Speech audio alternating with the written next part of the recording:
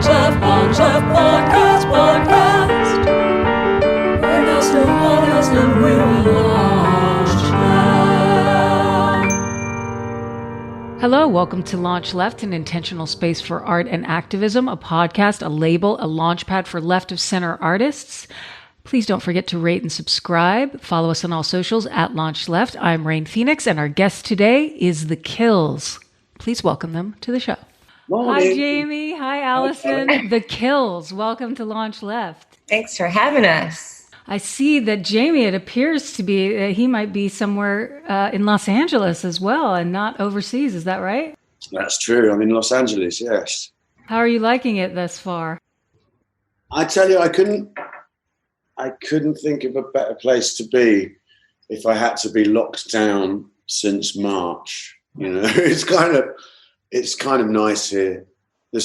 I've got a studio in my house, and I've got my little dog over there, and I like the solitude here during this weird time in history. We're all in a safe, distanced Angelino hang right now. And you guys have a B-side Rarities album out, and the single is out. I just listened to it and love it. What drove you to want to make this or compile this record? Well, it was Lawrence Bell from our record label, Domino, really. He's quite a workaholic, and I think in the first sort of month of the lockdown, his brain sort of went into overdrive, and he was also kind of pretty frustrated and bored with the lack of stuff going on. And he just called me one day and just said he'd been walking and he'd had his phone on shuffle, and some weird old bit like Kills B-side came on, and he kind of went down this rabbit hole of listening to all that old sort of B-sides and dug them all out, and he formulated this idea of presenting the world with some B-sides and rarities. You know, because you know how things get buried now in the ether, in the internet. Things get piled on top of stuff, and then you can't find those tracks anymore. You know, so it seemed like a nice idea.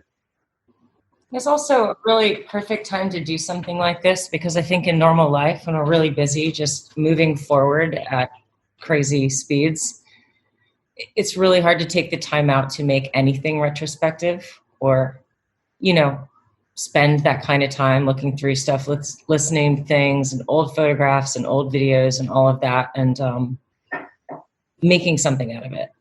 I mean, normally there would be no time. So it was a lovely exercise, I would say. So it's amazing because you both are obviously very prolific and you're good at multitasking. And so this was, like you said, you wouldn't have found the time. I do think that there's something interesting about what's happened with quarantine and artists, that there's these new pockets of time we wouldn't normally have. Part of the freedom is that there's a sense where the pressure's off. There's always before all this happened, there seemed, I don't know, I felt like under intense pressure. It was really making me anxious, like last year, just the thought of, there was just so much going on, scheduling and like trying to write a new record when all this other stuff was going on. That was almost a relief when the brakes were put on a little bit, and you realise that, oh my God, how much more time you have when your days aren't punctuated by, a sort of business lunch, or like having to meet so and so at dinner and stuff like that.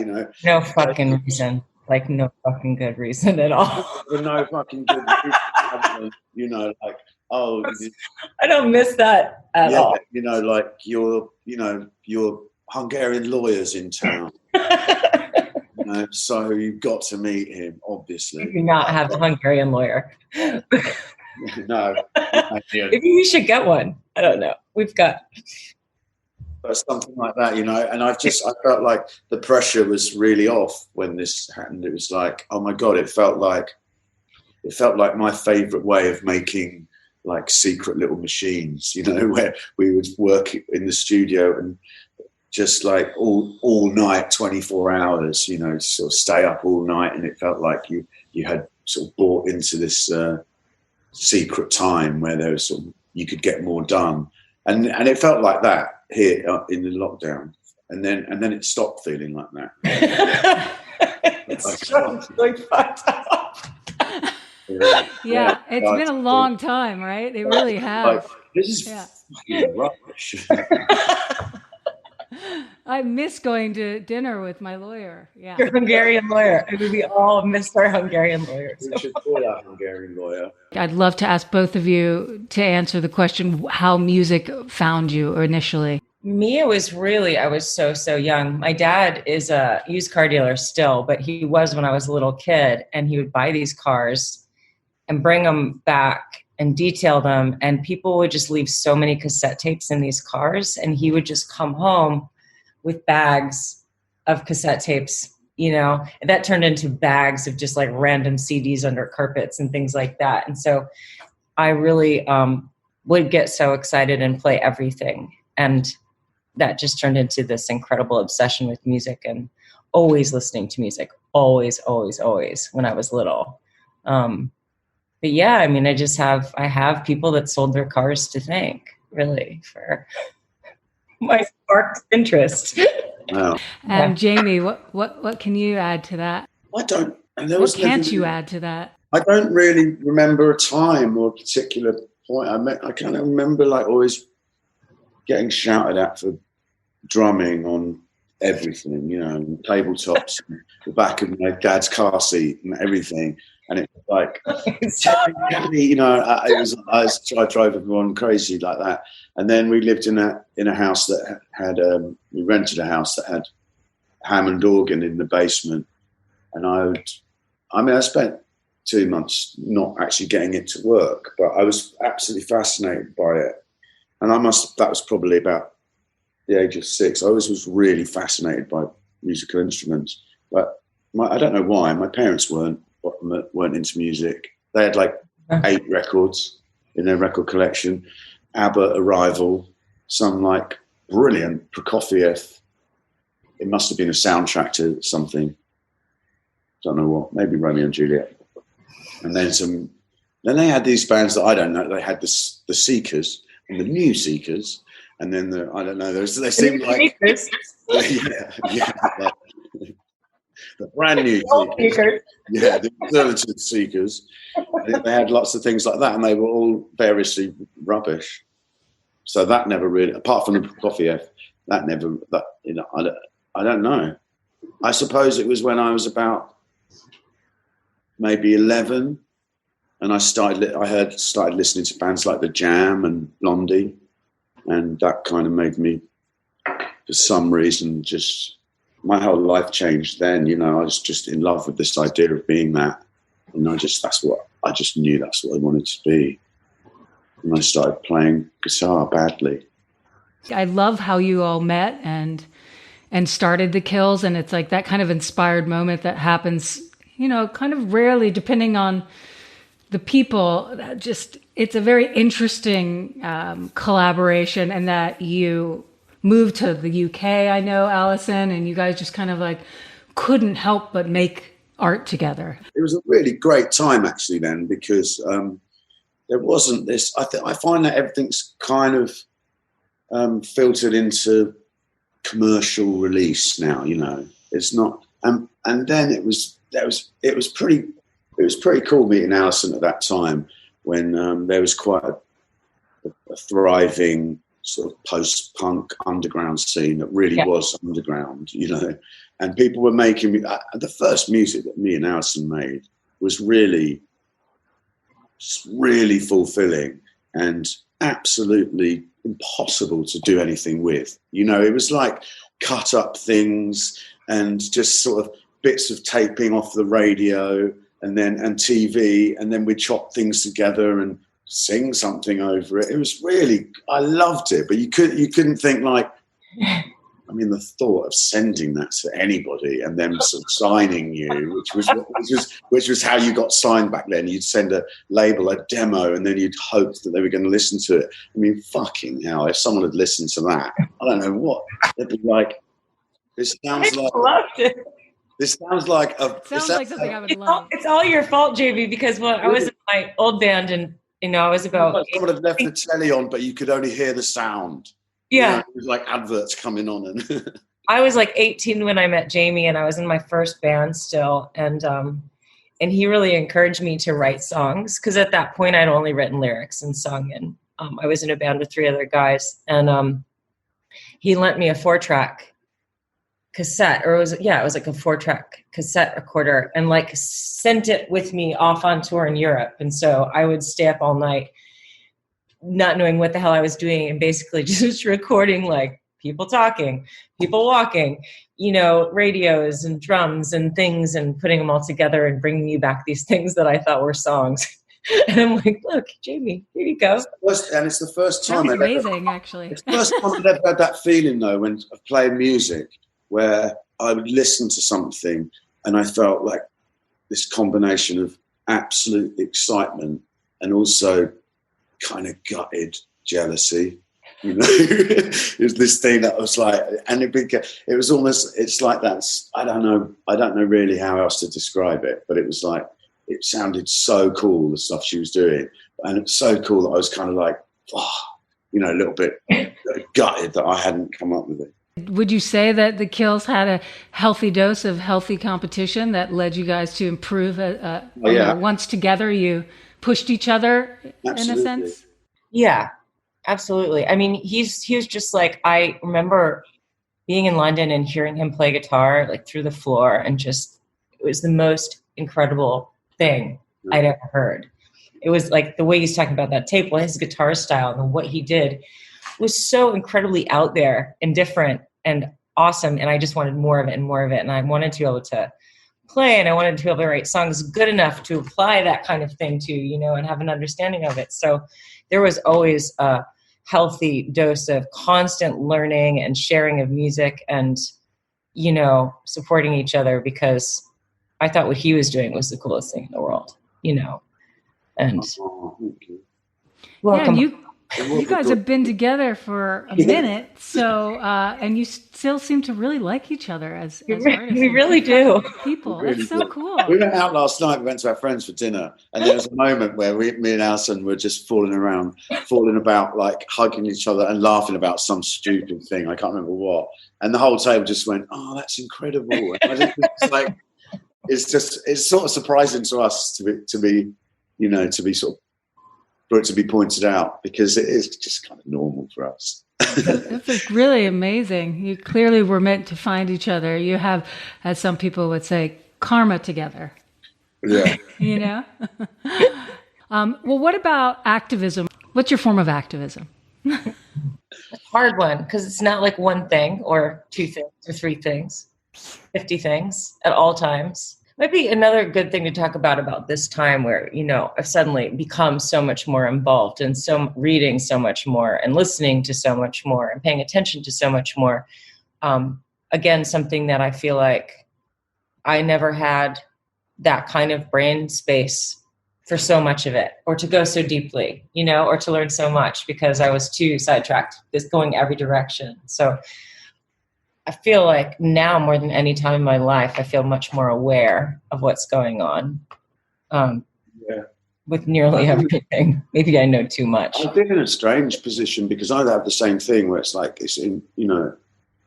I'm obsessed by it in a way, just kind of, especially the election and that, I find myself spending so much time refreshing the news, like as if they're going to change the page, the front page in 5 minutes. But I'm in this I feel like in this really strange place of, I can vote in a country where I don't live, and I live in a country where I can't vote. And, it's odd. I was out on the streets at the protests in LA, like from the start, and it just felt weird for me, because I feel kind of powerless and a tourist as well, like. But you're not powerless. Just being there is a great thing. And I feel like a lot of people from overseas that I know that live here they're so awesome, because they're actually so motivated, and often, the most passionate because they can't vote, and they're like helping in any way to inspire Americans to give a shit. You know what I mean? Yeah. So funny, when I lived in London, we'd go on all these demonstrations, and there was, plenty of riots going on in London, and it was always the Greeks and the Italians that were the most sort of, everyone was envious of them because they were so organised, and it's just like really radical people. It was always the people that didn't live in London that were like that. Yeah.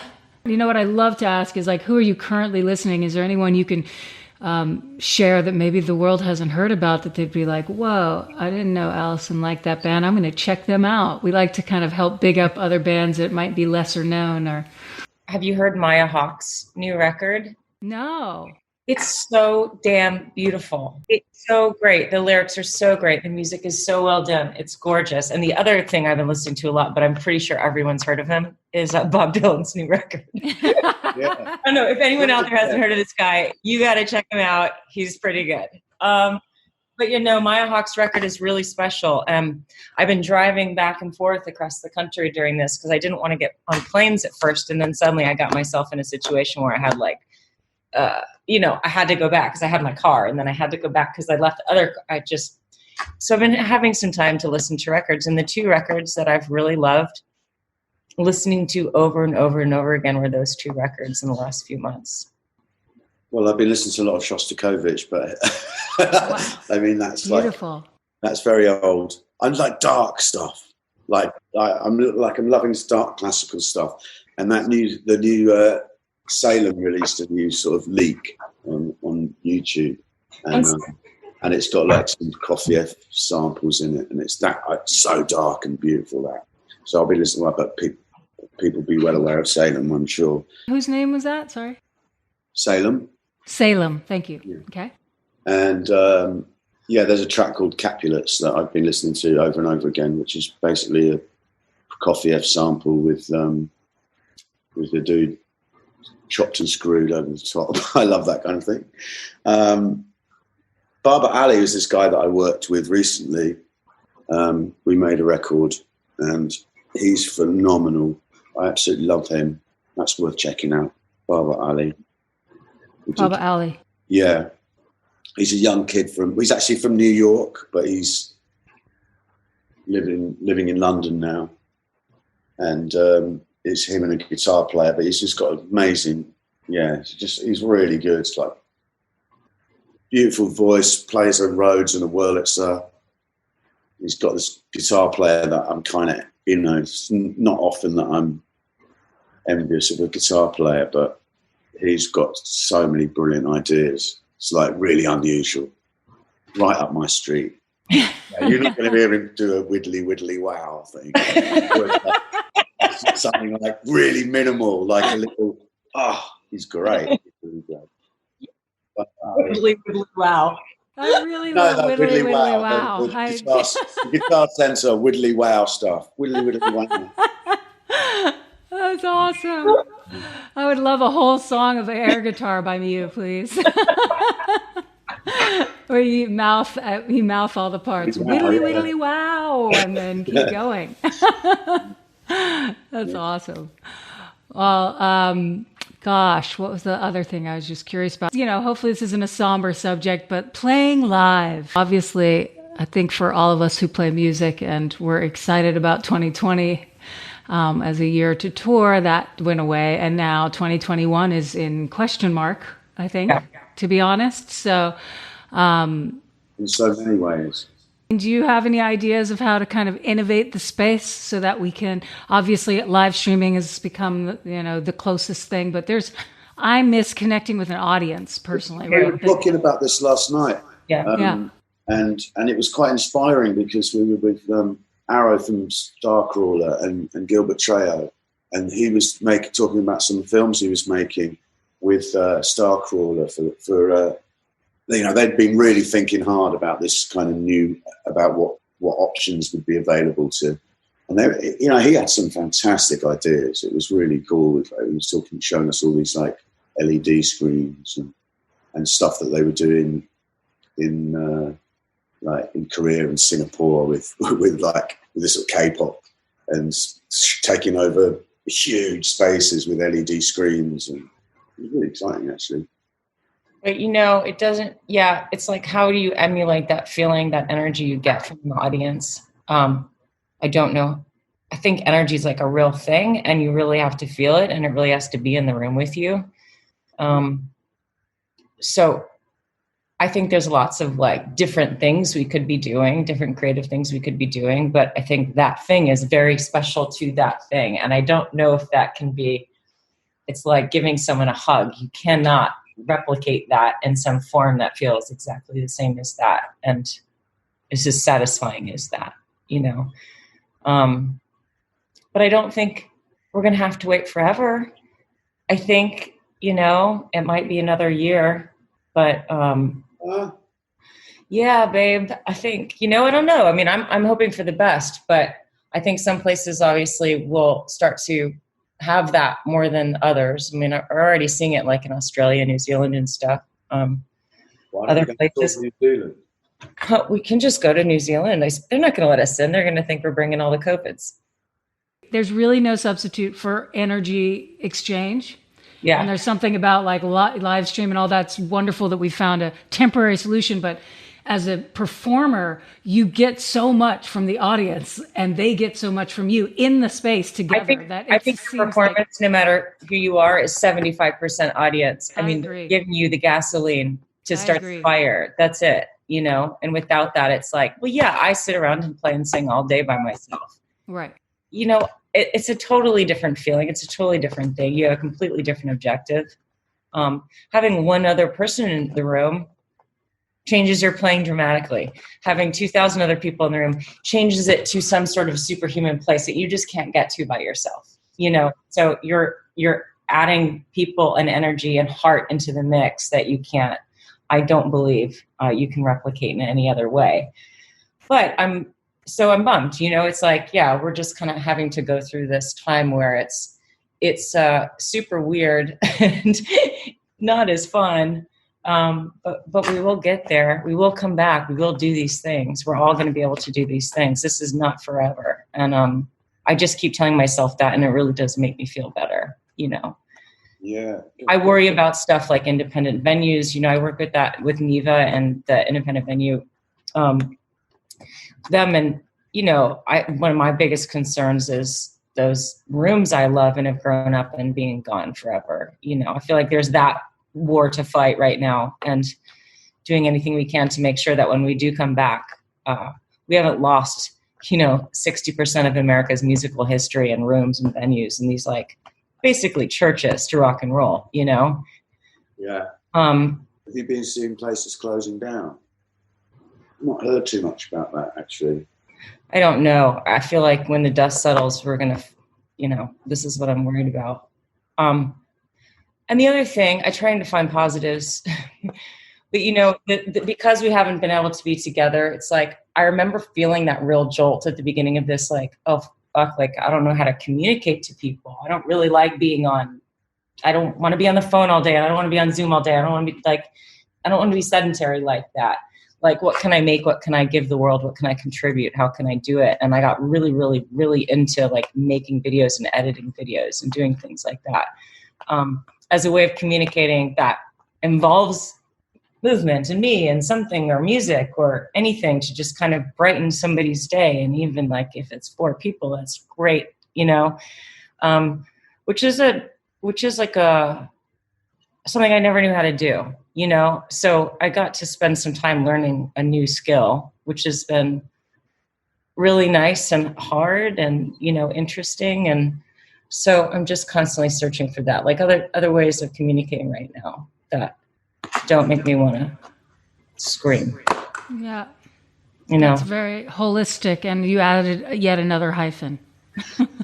You're definitely a multi-hyphenate, and now you can direct, star in, and edit videos. That's awesome. Thank you for the positivity, by the way. We need that. Yeah. I got so frustrated with it because when we made that Raise Me video, I was like, I kind of had to go. I went out, I bought a video camera and bought Final Cut and just spent all this time just trying to learn Final Cut Pro, and I'd be calling Alison up screaming because she'd been through it. I was like, you're going to love this. You got to get it. It's so great. You're going to have so much fun. Then it's like a 3-week rabbit hole before you're like, oh my God. And then it's awesome. Ta-da. It's like a crash course. It's great. Especially when you have something due, a project you're working on, you're like, well, hot damn, I got to learn this right now. No one's around to help me. I got to just do it. I like distracting things like that. That's an interesting, that wouldn't have happened without this situation. Yeah. That's the sort of thing I mean, where it kind of took off a lot of pressure and freed you up to, have the time to do things that you kind of just wouldn't have been able to. Silver lining. That's the thing. Yeah. That's what's great about artists and the creative, no matter what the situation is in the world, like we always need the creative to that pulls us out of, and I believe everyone is a creative of sorts, but those artists that are really every day in that, like you all, and really working in the creative to sort of deal with your anxiety and angst and all of that, this is kind of like I feel like maybe we're, at the crest of the Renaissance, we're going to come out of this dark time is going to be so much. Yeah, Alison's said that to me early on in the one weekend. I was like, word for word, yeah. Yeah. Exactly that there's going to be a Renaissance. I was thinking, I was so excited about it. And then as it's gone on more and more, I just started thinking, this Renaissance is going to turn into a huge backup. So everyone's going to be backed up, waiting for their slot to go out on tour and have their record released, like some sort of traffic jam at an airport, waiting for your slot to take off. That's okay. Having tons and tons of new wonderful things in the world will help us this Great Depression that we're in and us come out of it, Do side projects. I'd rather too much than not enough beautiful things in the world, Yeah. That's just such a great way to end the episode. And I just want to thank you both so much for your inspiration and your art and your new record. Woo! Yeah. Thanks for being on LaunchLeft. Well, thank you for having us, and it's nice to meet you.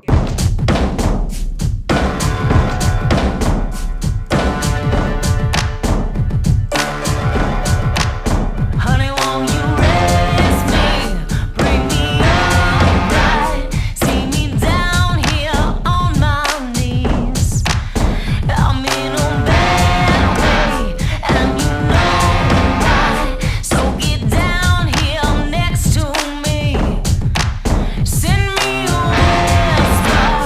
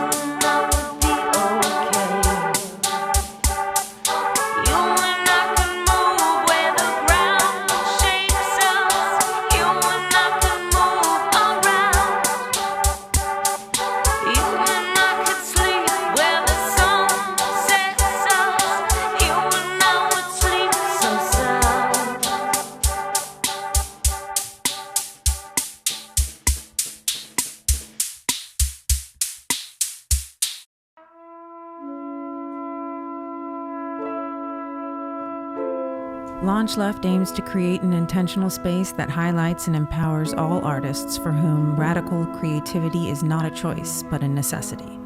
LaunchLeft begins with music, but its ultimate aim is to launch left-of-center artists in all creative fields.